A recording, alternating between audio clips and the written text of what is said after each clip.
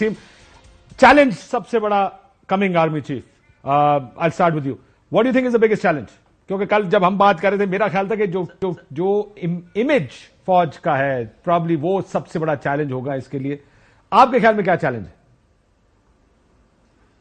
Sir अस्सलाम वालेकुम, quickly बताया था कि मेरी नजर में आर्मी चीफ का सबसे बड़ा चैलेंज और खान साहब का आर्मी चीफ का मेरा ख्याल है सबसे बड़ा चैलेंज यही कि ये जो आउट गोइंग आर्मी चीफ कहकर गए कि हम सियासत से ताल्लुक हो रहे हैं, बहुत आसानी से पता लग जाएगा कि ये ऐसा हो रहा है या नहीं। तो अगर फ्रीडम ऑफ स्पीच, ये बंदे उठना, ये वो ना ये सारे मामला और बहुत सारे और इंडिकेटर्स हैं वो होंगे तो पता लग जाएगा कि वो पॉलिटिकल वाली बात कितनी ठीक है। तो सबसे बड़ा उनका चैलेंज होगा कि ये जो इमेज के जो मसाइल हुए हैं उसको बेहतर करें।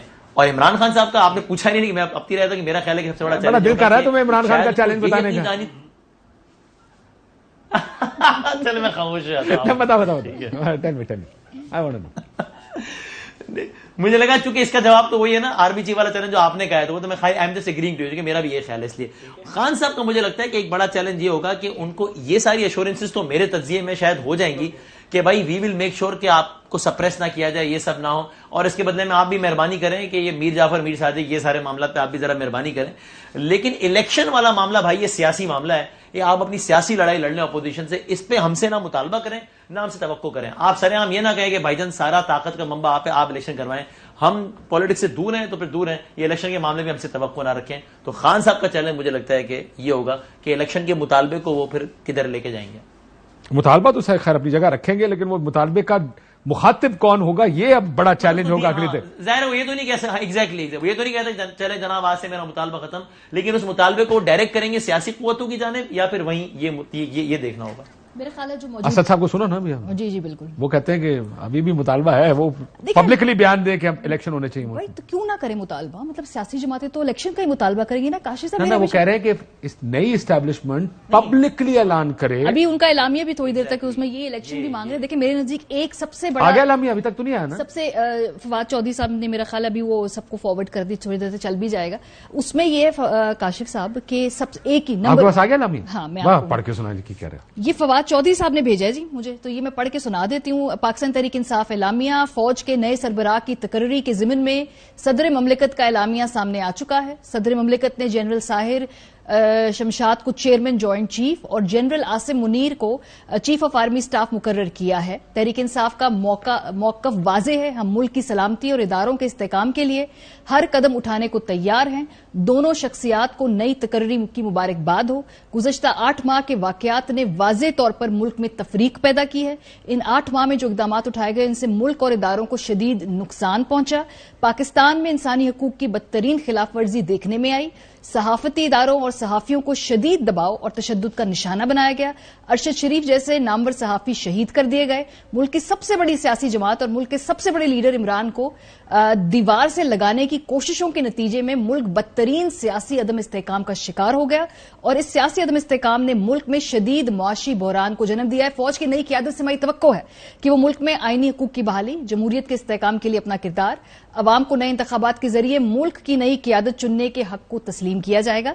और अवाम फौज से तवक्को रखती है कि मुल्क के बैरूनी खतरात के साथ साथ अंदरूनी मामलात पर अवाम की तवक्कुआत के मुताबिक गैर जानिबदाराना मौक़िफ़ अपनाते हुए सियासी जमातों के सियासी हकूक सलब नहीं किए जाएंगे और मुल्क में जारी बहरान का वाहिद हल नए इंतखाबात हैं और इस ज़िम्न में पाकिस्तान का दर्द रखने वाले तमाम इदारों और शख्सियात को अपना किरदार अदा करना चाहिए है। सो इलेक्शंस ना, राइट? आपने मुझसे पूछा कि मसला क्या है, सबसे बड़ा चैलेंज क्या है? तो सबसे बड़ा चैलेंज एक ही काशिफ साहब, वो जो जॉइंट कॉन्स्टिट्यूएंसी है पाकिस्तान तहरीक इंसाफ की और इन लोगों की, उसमें एक इमेज प्रॉब्लम है, उसको एड्रेस करना, क्योंकि ये बहुत प्रॉब्लमैटिक रहा है पिछले 7-8 महीनों के लिए और ये अंदर इदराक भी है। इसको सबसे बड़े मेरा ख्याल है करना। अगर कोई भी चेंजेस होंगे, कोई भी रोड मैप होगा तो वो इनवर्ड होगा पहले, फिर वो बाहर जाएगा, मेरा ये ख्याल है। दूसरा ये कि जो जाते हुए जो बाजवा साहब कह के गए कि अदम मदाखलत होगी, अब हम देखते हैं, क्योंकि हमें बताया गया है कि जो जहां चीफ देखते हैं वहां फौज देखती है, तो अभी हमें देखना होगा वापस आके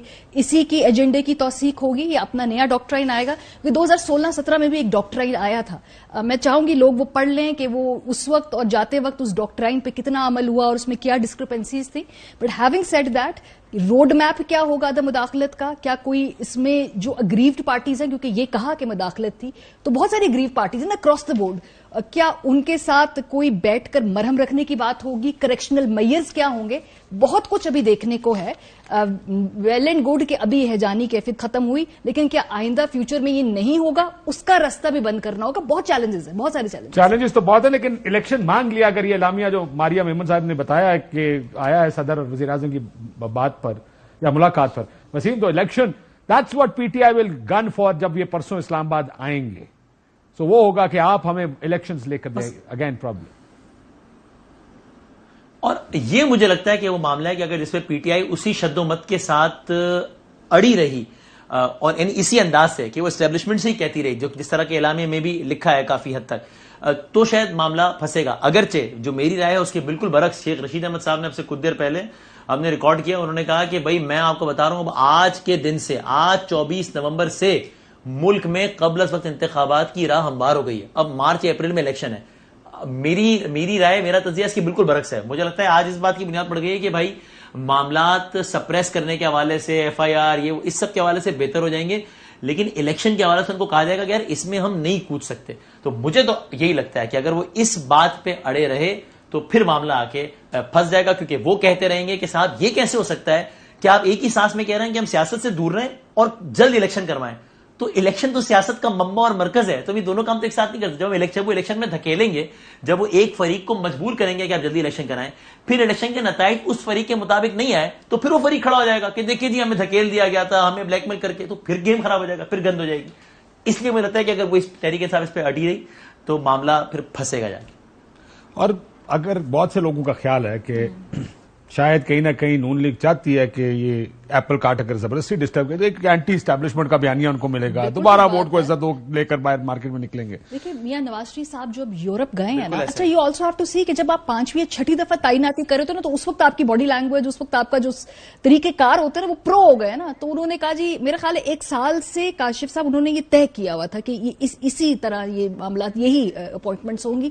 تو وہ جو بھی بتا کے اس کے بعد وہ یورپ چلے گئے بتانے کے لیے کہ میں ریلیکس ہوں. سیاسی شہادت کی خواہش مند تھی پی ایم ایل این، ابھی ہے، ابھی بھی ہے، ان کو شوٹ کرتا ہے. ان کے لیے یہ ایک ارلی ایگزٹ تھا، ایک کمفرٹیبل بات. اور میں نے پوچھا بھی پی ٹی آئی والوں سے کہ یہ نہ ہو کہ بھئی 29 تاریخ کے بعد آپ لوگوں کے بیانیے ادلے بدلے نہ ہو جائیں.